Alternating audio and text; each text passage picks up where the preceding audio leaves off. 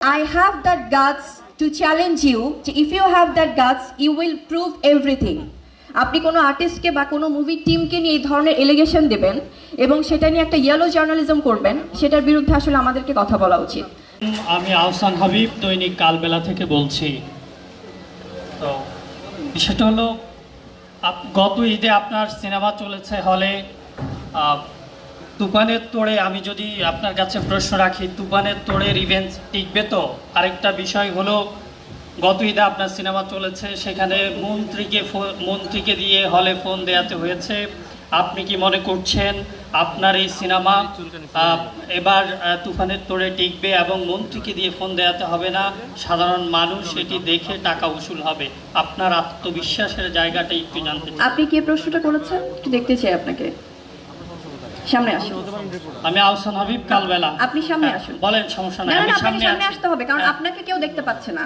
আমাকে কেউ দেখতে পাচ্ছে না। আপনাকে একটু চাই সবাইকে দেখাতে। একটু আসুন সামনে। ঠিক আছে, এদিকে দেখান, একটু সবাই অডিয়েন্সের দিকে দেখান। আপনি যে প্রশ্নটি করলেন, যে আমার মনে হয় যে আসলে দর্শকদের ভালোবাসাই সবচেয়ে বড় ভালোবাসা।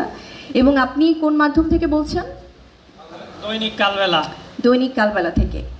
আপনি যে বললেন যে কাদেরকে দিয়ে ফোন করানো হয়েছে কোন সিনেমা চালানোর জন্য, আপনি সবাইকে এখন কথা দেন, যদি এটার প্রমাণ আপনি না দিতে পারেন সেক্ষেত্রে আপনার ক্ষেত্রে আমরা কি ব্যবস্থা নিব, এটা আপনি সবার সামনে এই কথাটা বলুন আগে। দৈনিক কালবেলা যখন নিউজ করে কোনো তথ্য ছাড়া নিউজ করে না, তথ্য প্রমাণের ভিত্তিতেই নিউজ করে। তো এই তথ্য প্রমাণ কি আপনি নিয়ে এসেছেন? সেটার জন্য আপনি বারবার ফোন দিয়েছেন, দৈনিক কালবেলায় ফোন দিয়েছেন। আপনার কাছে কোনো প্রমাণ আছে?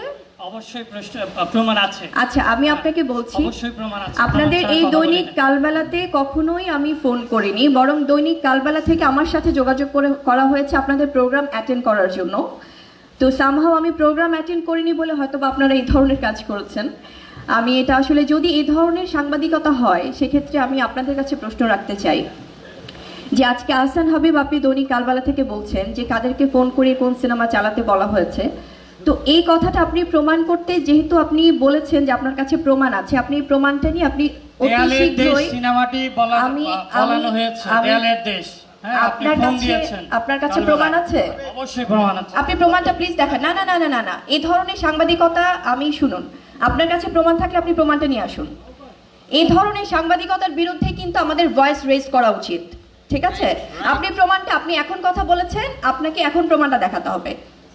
সো আমি প্রথমেই বলছি যে আমাদের এই আমি যেটা প্রথমে বলছিলাম যে আসলে সিনেমা ইন্ডাস্ট্রির এই যে একটা নেগেটিভিটি, এটার বিরুদ্ধে আমাদের সবাইকে সোচ্চার হতে হবে। কারণ আমাদের দর্শকরা আমাদেরকে ভালোবেসে টিকিট কেটে সিনেমা দেখে, এবং যে সিনেমাগুলো ভালো চলছে, দেয়ালের দেশ আমার যে সিনেমাটা, এটা প্রচণ্ড প্রশংসনীয় একটা সিনেমা, এবং যারা দেখেছেন আমাদের কাছে সে দর্শকদের ভালোবাসার প্রতিক্রিয়া আছে। এই সিনেমা চালানোর জন্য আমাদের কাউকে ফোন দেবার প্রয়োজন নেই প্রথমত, এবং I have that guts to challenge you, যে if you have that guts you will prove everything. আপনি কোনো আর্টিস্টকে বা কোনো মুভি টিমকে নিয়ে এই ধরনের এলিগেশন দেবেন এবং সেটা নিয়ে একটা ইয়েলো জার্নালিজম করবেন, সেটার বিরুদ্ধে আসলে আমাদেরকে কথা বলা উচিত। So thank you so much. Next কোনো কোয়েশ্চেন?